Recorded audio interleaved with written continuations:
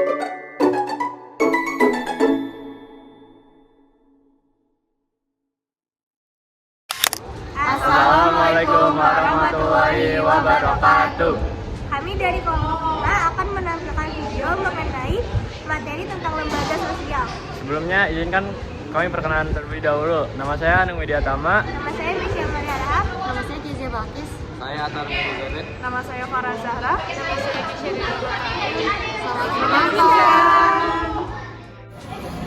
Tadi sosiologi belajar apa sih? Gue lupa dah. Kalau nggak salah sih lembaga sosial kan ya. Lembaga sosial. Apa yang dari pengertiannya? Lembaga sosial itu sekumpulan norma, aturan, dan tata cara untuk yang dibuat oleh masyarakat untuk memenuhi kebutuhan hidup dan mengatur perilaku manusia agar kehidupan sosial berjalan tertib. Nah kalau ciri-ciri sosial tuh apa aja sih? Gue lupa lagi.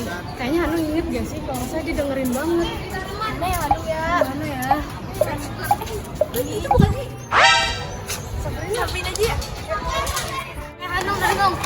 Tadi kamu inget gak? Kak Dwi ngejelasin ciri-ciri. Boleh bantuin sebutin nggak? Tadi sih ada beberapa ciri-ciri. Yang pertama tuh memiliki tujuan untuk memenuhi atau kebutuhan masyarakat. Terus yang kedua ada memiliki aturan atau norma yang mengikat. Yang ketiga bersifat tetap dan bertahan lama. Yang keempat memiliki lambang atau simbol. Dan yang terakhir diterima dan diakui oleh masyarakat. Udah itu aja sih.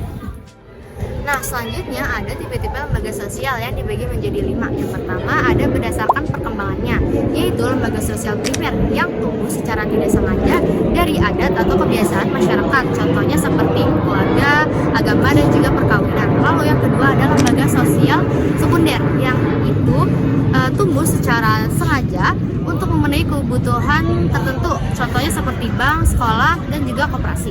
Lalu yang kedua ada berdasarkan nilai yang diterima oleh masyarakat. Yang pertama ada lembaga sosial pokok yang sangat penting untuk kehidupan masyarakat, contohnya seperti pemerintah, keluarga, dan juga agama. Lalu yang kedua ada lembaga sosial pelengkap yang dianggap kurang penting dibandingkan lembaga pokok, contohnya seperti lembaga rekreasi dan juga klub hobi.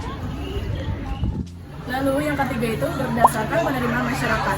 Itu dibagi menjadi 2. Yang pertama itu lembaga social sanction. Lembaga social sanction itu lembaga yang diterima dan diakui oleh masyarakat. Contohnya itu ada sekolah dan lembaga pernikahan. Dan yang kedua ada lembaga social sanction. Lembaga social sanction itu lembaga yang tidak diterima oleh masyarakat. Contohnya ada perjudian sama kelompok kriminal. Lalu yang keempat itu berdasarkan penyebarannya. Yang pertama itu secara umum. Secara umum itu yang disebarluaskan di seluruh dunia. Contohnya keluarga dan agama. Lalu yang kedua ada lembaga sosial khusus. Lembaga sosial khusus itu hanya ada di suatu kelompok. Contohnya ada istiadat di suatu suku. Lalu yang kelima itu berdasarkan fungsinya. Yang pertama itu ada lembaga sosial operatif. Itu lembaga yang ditetapkan. Contohnya perusahaan dan sekolahan. Lalu yang kedua itu ada lembaga sosial regulatif. Itu yang mengawasi perilaku masyarakat. Contohnya polisi dan pengadilan.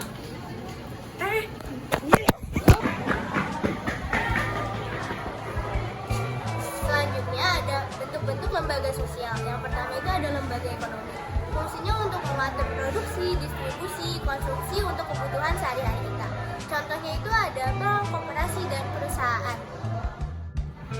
Nah, yang kedua itu ada lembaga agama. Fungsinya itu untuk menanamkan nilai moral, spiritual, dan pedoman hidup. Untuk contohnya itu ada masjid, ada gereja, ada pura, dan tempat keagamaan lainnya. Lalu yang ketiga ada lembaga keluarga. Lembaga keluarga berfungsi sebagai lembaga awal dan dasar yang membentuk kepribadian, perlindungan, dan kasih sayang. Untuk contohnya ada keluarga kecil dan keluarga besar.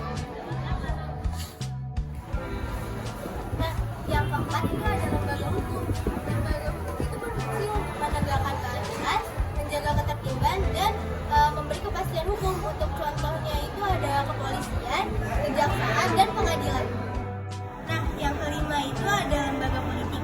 Lembaga politik itu berfungsi untuk mengatur kebijakan, kekuasaan, dan mengatur ketertiban masyarakat. Untuk contohnya itu ada pemerintah, DPR, dan partai politik. Nah, yang terakhir itu ada lembaga pendidikan, yaitu fungsinya untuk menyalurkan dan keterampilan. Untuk contohnya itu ada sekolah, universitas, dan pesantren khusus. Nah, selanjutnya adalah fungsi dari lembaga sosial. Fungsi dari lembaga sosial itu fungsi utamanya adalah mengatur tata tertib kehidupan bermasyarakat. Nah, sebenarnya ada dua cabang fungsi. Yang pertama adalah fungsi manifest dan juga fungsi laten. Nah, untuk fungsi laten itu sebenarnya adalah fungsi yang sebenarnya ada, namun tidak disadari oleh masyarakat. Namun itu tetap menjadi fungsi dari lembaga sosial.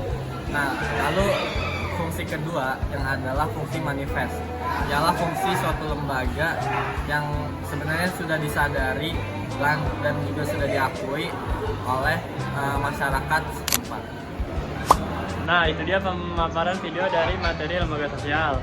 Sekian dari kelompok kami. Assalamualaikum warahmatullahi wabarakatuh. Izin.